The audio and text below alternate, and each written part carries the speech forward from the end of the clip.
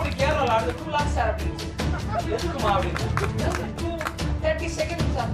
ஏம்மா 30 நொடி நீ ஆடுறதுக்கு 2 லட்சமாமா. எனக்கு கலைஞர்கிட்ட கொடுத்தா 2 வருஷம் விடிய விடிய வேலை பார்ப்போமா அதை கொடுத்தீங்கன்னா. அது நம்ம அம்மா சாட்சினா வேற.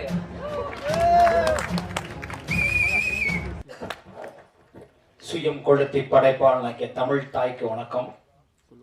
மேடையில் அமர்ந்திருக்கக்கூடிய அன்பு சொந்தங்களுக்கு வணக்கம். என்றும் ஏணியாயிருந்து எங்களை ஏற்றி வைக்கக்கூடிய எழுத்தை என்றும் உச்சத்தில் வைத்திருக்கக்கூடிய அத்தனை பத்திரிகை ஊடக நண்பர்களுக்கு வணக்கம். என் நெஞ்சிற்கினிய தமிழ் திரைப்பாக்கூட சொந்தங்களுக்கு வணக்கம்.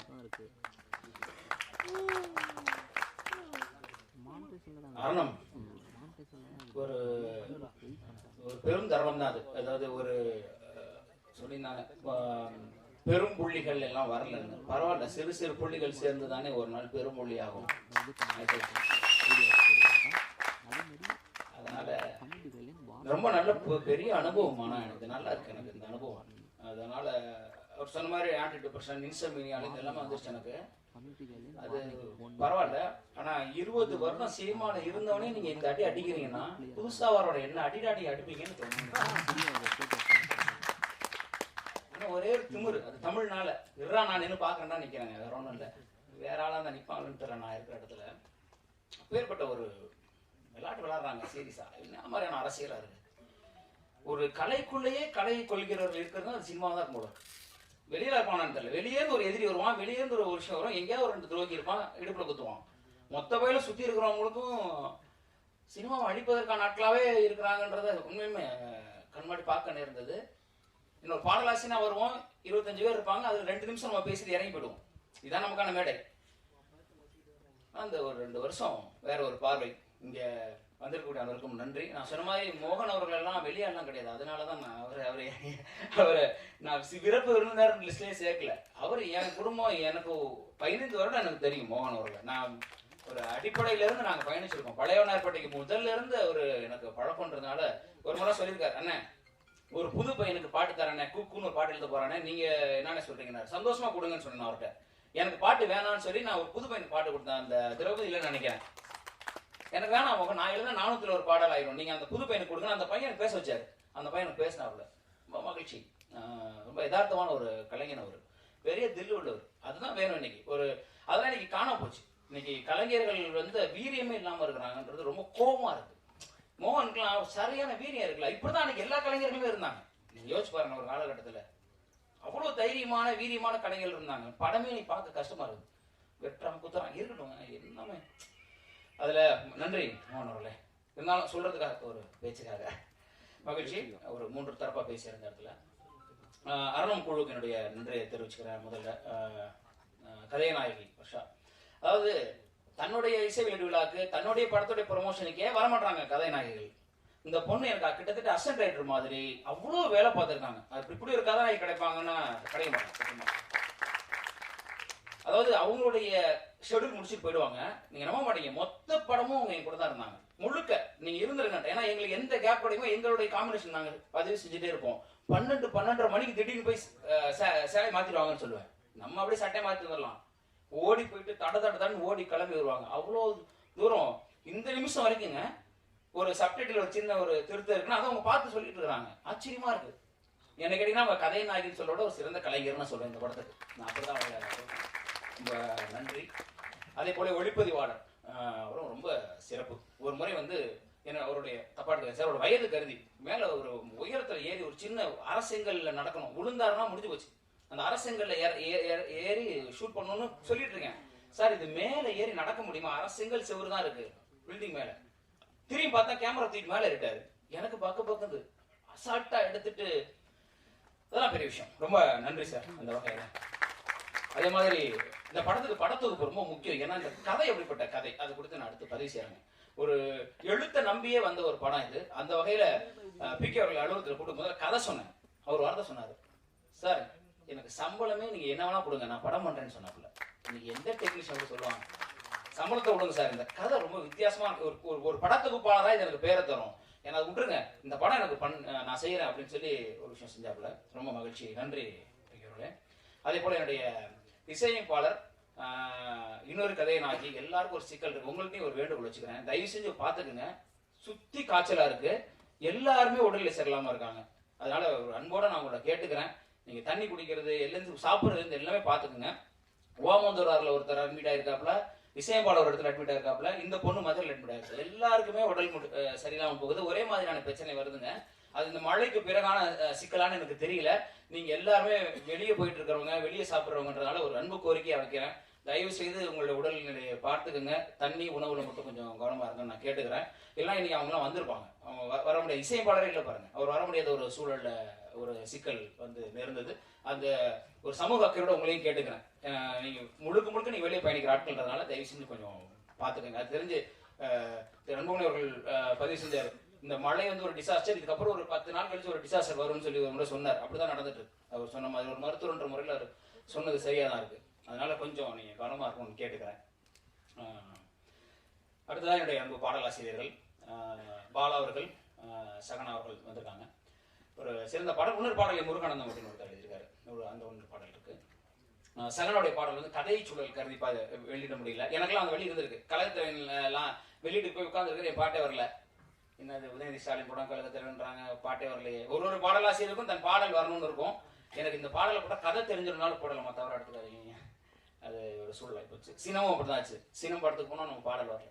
ஸோ மகிழ்ச்சி, வாழ்த்துக்கள் அவங்க 2 பேருக்கும். ஒரு மேடையில் அவங்களை அமர்த்தி என் கூட உட்காந்து வகுப்பில் படித்தவங்களே இன்னைக்கு மேடையில் ஏற்றி பாடலாசிரியரா பக்கத்தில் உட்கார வச்சு பார்க்கும்போது ரொம்ப மகிழ்ச்சியாக இருக்காங்க. இந்த தருணத்தில் இது எல்லாரும் வரணும்னு ஒரு ஆசை எனக்கு. வாழ்த்துக்கள் 2 பேருக்கும். வேறு அருணம் குழுவில் எல்லாரையும் பொதுவாக நான் கேட்டுக்கிறேன். நன்றி. அடுத்ததா என்னோட தயாரிப்பாளர்கள் ஒரு கதை, அந்த கதையை சொல்கிறோம். உங்களுக்கு வித்தியாசமான கதை இருக்குது, பண்ணுவோங்க. யார் சார் பண்ணுவா?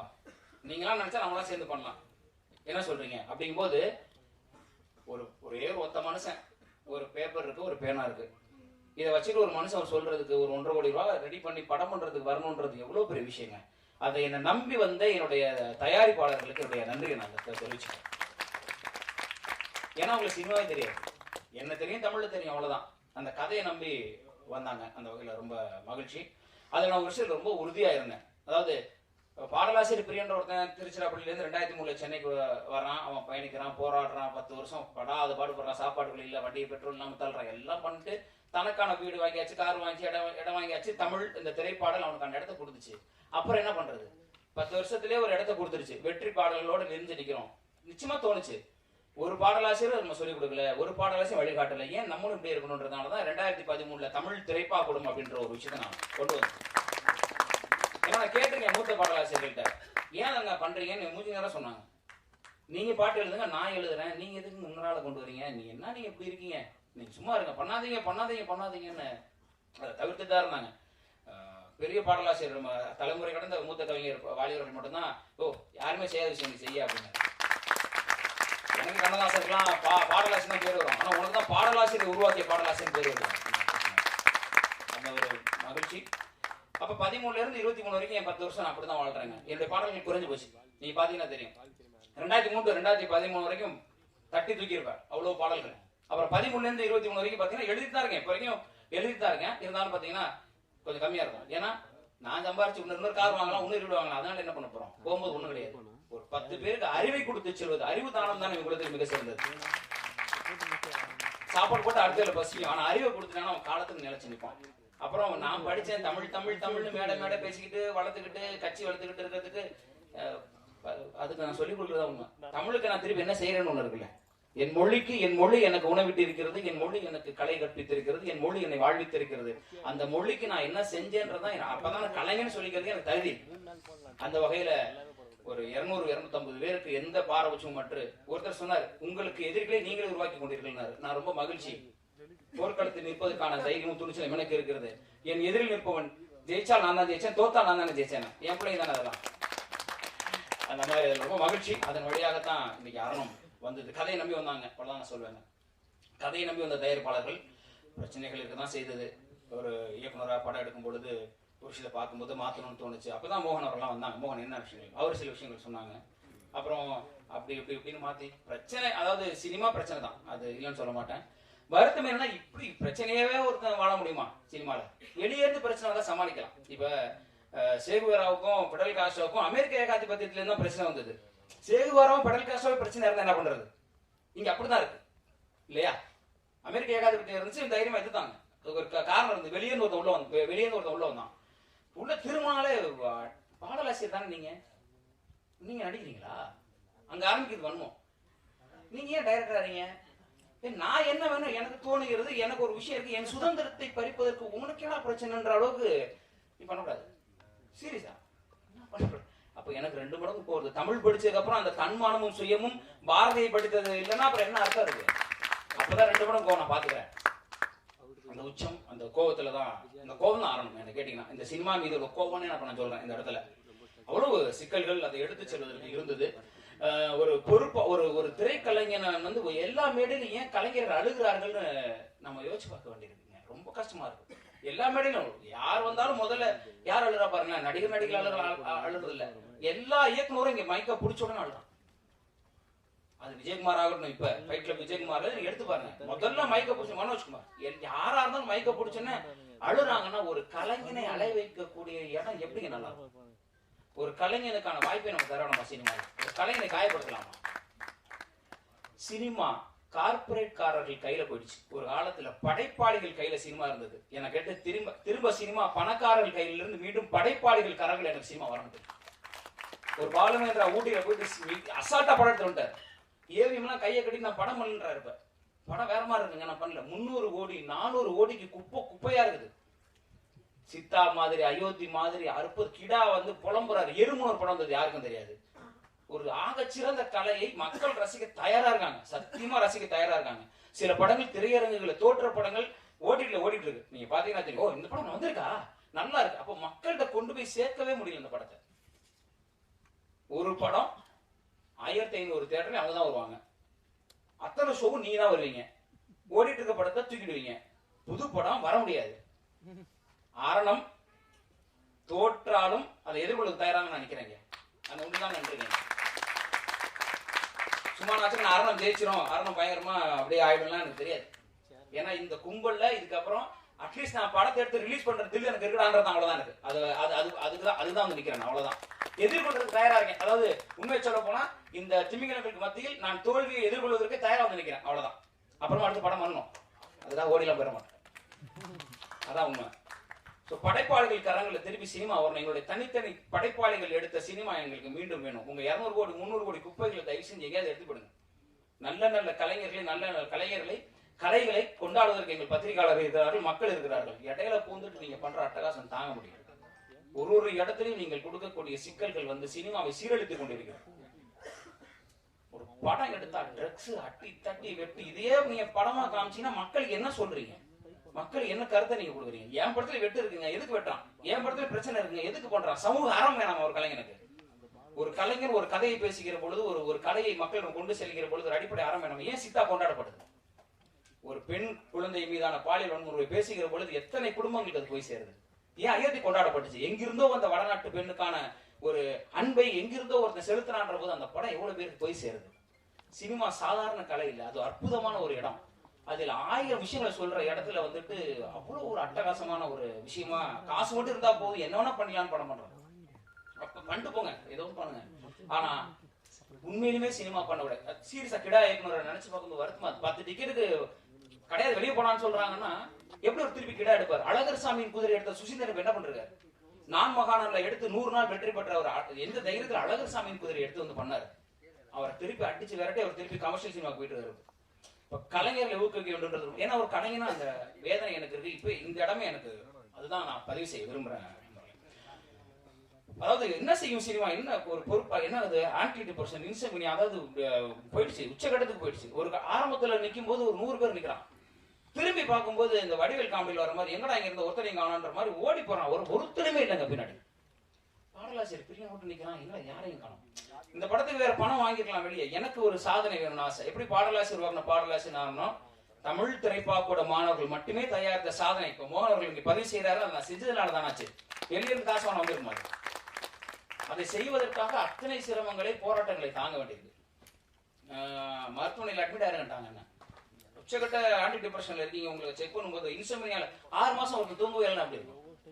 தூக்கம் வந்து படத்துக்காக இல்ல, இவங்க பண்ற அக்க போறது. ஒரு கலைஞர் இதுக்கு மேல கஷ்டப்படுத்து அக்க போறாரு. உன்ன முயற்சி பாருங்க, நான் வரவே நானு உன்ன வந்தா என்ன பண்ணுவாங்க தெரியல. இப்பதான் கால் எடுத்து வைக்கிறோம், அது வைக்க விட போறாங்களா அடிச்சு முடிச்சுருவாங்களான்னு தெரியல.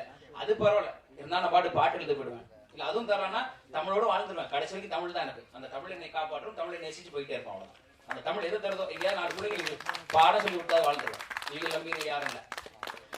ரொம்ப வருத்தமா இருக்கு, தவறா எடுத்துக்காதீங்க. என்னுடைய உணர்வை இதை விட்டா இந்த வேலையில பதிவு செய்ய முடியாது. ஏன்னா இன்னொன்னு வெளியே வரல, எடுத்து முடிக்கிறதுக்குள்ள அவ்வளவு பிரச்சனைகள் போராட்டங்கள்ல நின்றுட்டு இருக்கோம். எங்க தொட்டாலும் பணம், எங்க தொட்டாலும் அரசியல். இன்னைக்கு நாளைக்கு எங்களுக்கு தெரியல எத்தனை திரையரங்கு வரப்போகுது அப்படின்னு. 22 நவம்பர் 24 இருந்து எனக்கு தெரிஞ்சு ஓடி வந்துட்டு இருக்கோம் நாங்க. நவம்பர் 24 வேணாங்க படம், அடுத்து ஐயோ வேணாங்க, அடுத்து எங்க வந்துடலாங்க. நம்ம தான் தெரிஞ்சு போச்சு என்ன நடக்க போகுதுன்னு. நம்ம 300 நாள் ஓட போறோம். இன்னைக்கு எத்தனை பெரிய படம் வந்தாலும் 10 நாள், 1 வாரம், அதிகபட்சம் தாண்டா 2 வாரம். ஆகச்சிறந்த படங்களுக்கு அப்படின்ற போது நாங்க ஒரு எளிய படம், ஒரு எளிய மனிதனோட முயற்சிங்கும் போது எங்களை 1 வாரம் நாங்க விடுறாங்கன்னு தெரியல. நானும் தயாராயிட்டேன் அவர்கிட்ட. இப்படி யாராவது ஒரு ஒரு பொறுப்புல போய் டிஸ்ட்ரிபியூட்டர் சொல்லிப்பாங்களே தெரியல. என் படம் என்னன்னாலும் பரவாயில்ல ரிலீஸ் பண்ணுங்கன்னு சொன்னேன் அவர்கிட்ட. ஏன்னா ஒரு படம் பார்த்த விஷயம் சொன்னார். அதில் நான் அறிவுறுத்தல் அவர்களுக்கு ரொம்ப நான் நன்றி தெரிவிச்சுக்கிறேன். 2-3 வெளியீட்டாளர்கள் வந்தாங்க, எல்லாருமே வெளியீட்டாளர்கள். இவர் அறிவுறுத்தல் சார் ஏன் கொடுத்தனா ஒரே விஷயம், அவர் டைரக்டர் ப்ரொடியூசர். என் வழி என்னன்னு அவருக்கு தெரியும், ஒரு கலைஞரோட வழி என்னன்னு ஒரு கலைஞனுக்கு தெரியுன்ற ஒரே காரணத்தினாலதான் அவர் எடுத்துட்டாங்க. அவருடைய பெருந்தன்மை படம் பார்த்த உடனே படம் ரொம்ப பிடிச்சு போச்சு. தமிழ்நாடு, கேரளா, கர்நாடகா எனக்கு கொடுத்துருங்க சார் அப்படின்னாரு. எப்படி இருக்கும் காதல கேட்கும் போது, நம்ம படத்தை ஒருத்தர் வாங்கிக்கிறேன்றாரு, பரவாயில்லையே. ஏன்னா வர்றவங்க எல்லாம் ஒரு கதை சொல்றான், அதை மாத்துறாங்க.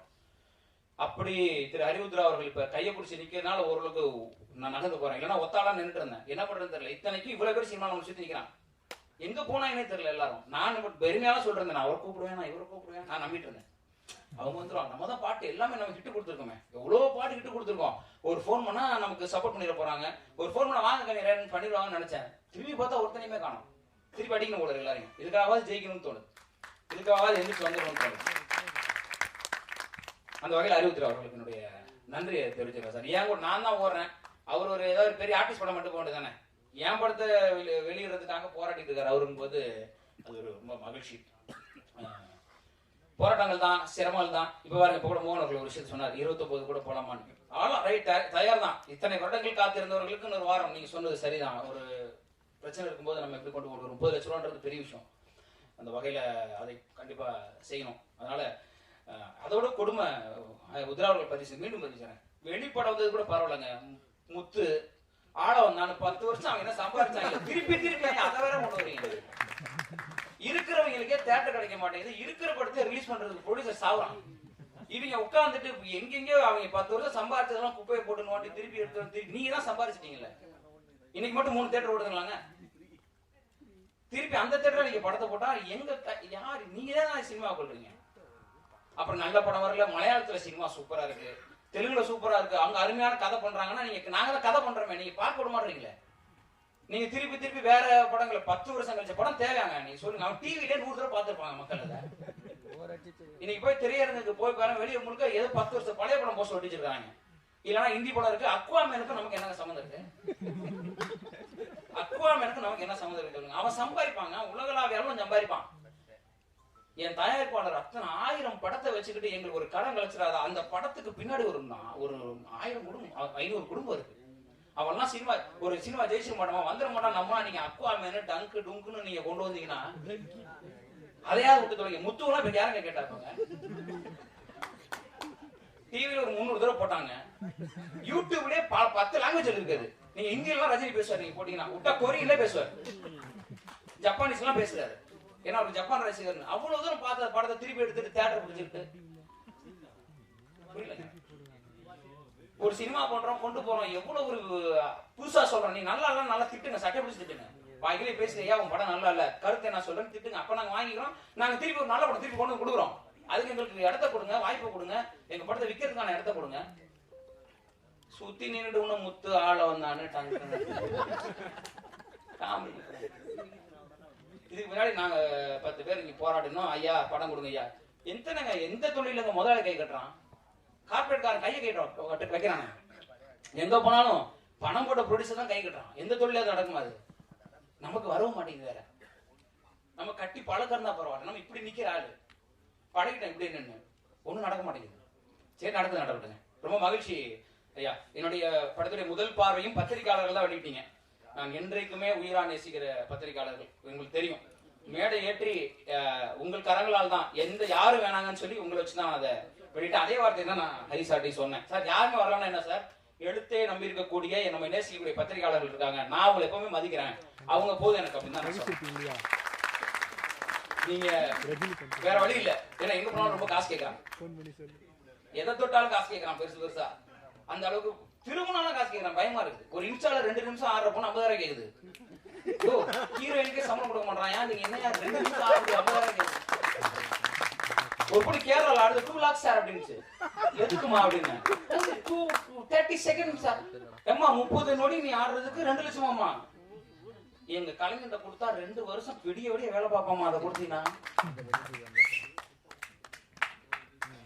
எங்க திரும்பினாலும் நம்மளால முடியாதுங்க. நம்மளால ஒரு படம் எடுக்க முடிஞ்சதுங்க, தரமான ஒரு படம் எடுத்திருக்கோம், அது நம்புறேன் நானு. அதுக்கான உத்தரவாதம் நான் உங்களுக்கு கொடுப்பேன். ஏன், ஒரு எழுத்தாளனின் கதை, ஒரு எழுத்தாளனின் கதை. அரணம் என்பது ஒரு எழுத்தாளன் எழுதிய கதை. நல்ல கதை கேட்டீங்கன்னா ஒரு நல்ல கதை பார்க்கணும். ஒரு நல்ல கதை இல்லைங்க, இன்னைக்கு நல்ல பாடலே இல்லைங்க. என்ன கேட்டாங்க, சார் நீங்க மஸ்காரா போட்டு மயக்கிறீங்க, மக்காயில போட்டு எழுதுறீங்க.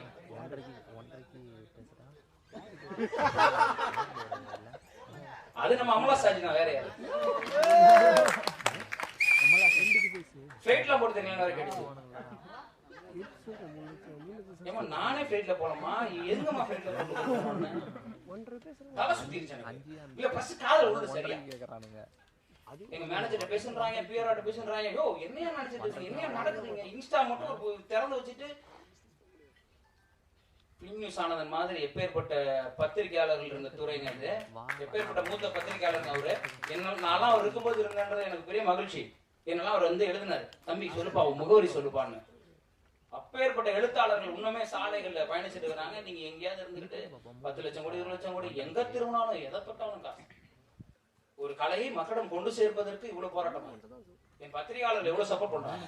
நீங்க யாருமே தெரியல உட்காந்துட்டு நாங்க அவங்களுக்கு கொடுப்போம் அப்படின்னு நினைச்சா அவங்களுக்கு எல்லாம் ஆளாளுக்கு ஒரு வீடு வாங்கி கொடுத்துருவோம். உங்களுக்கு எல்லாம் எங்க வாங்க சீரியஸ் தாங்க, ரொம்ப கொடுமையா இருக்கு.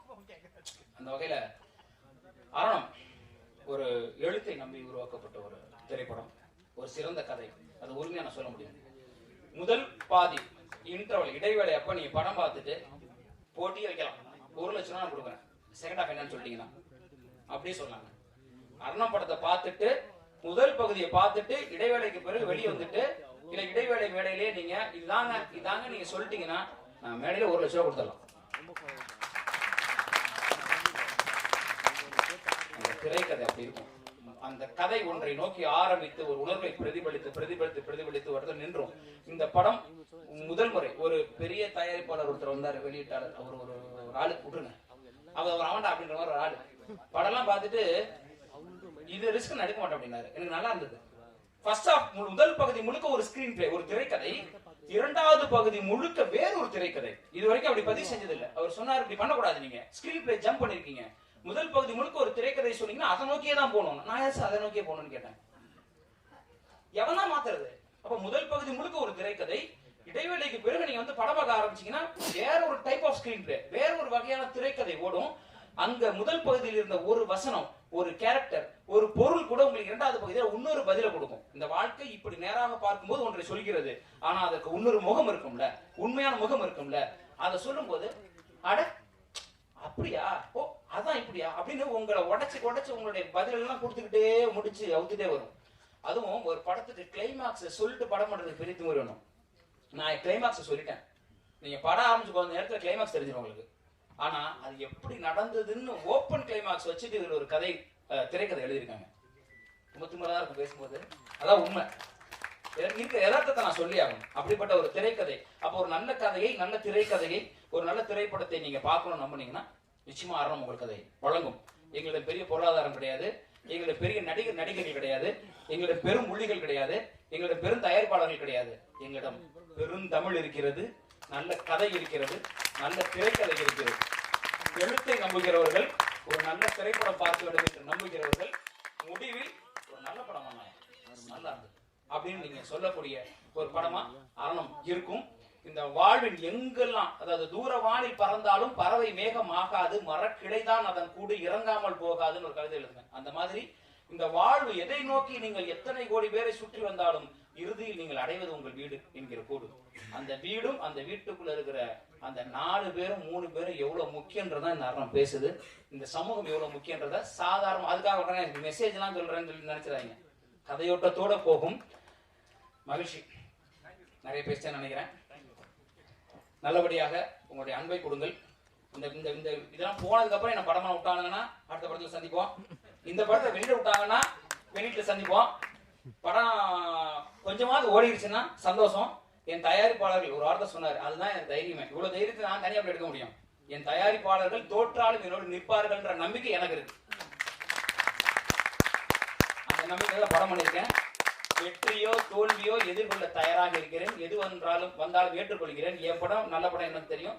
தோத்ததுக்கு காரணம் சினிமாக்காரன் தான் அப்படின்றத இங்கே சொல்லிட்டு, ஜெயிச்சா நாங்க, தோத்தா நீங்க அப்படின்னு ஓப்பனா சொல்லுவேன் அப்படின்றத இந்த மேடையில வச்சு நீங்கள் தயவு செய்து என் தமிழ் சொந்தங்கள், என் எழுத்தாளர்கள், என் எழுத்தை தயவு செய்து மக்களிடம் கொண்டு போய் சேர்த்து இந்த ஒரு எளிய கலைஞனை, ஒரு பாடலாசிரியனை, இன்னும் 250 பாடலாசிரியர்களை மேடை ஏற்ற போகிறவனை, இன்னும் 500 கலைஞர்களை மேடைக்கு கொண்டு வர போகிறவனை ஆசீர்வதிச்சு ஒத்துழைப்பு கொடுங்கன்னு தரத்தில் கேட்டுக்கிறேன். நன்றி.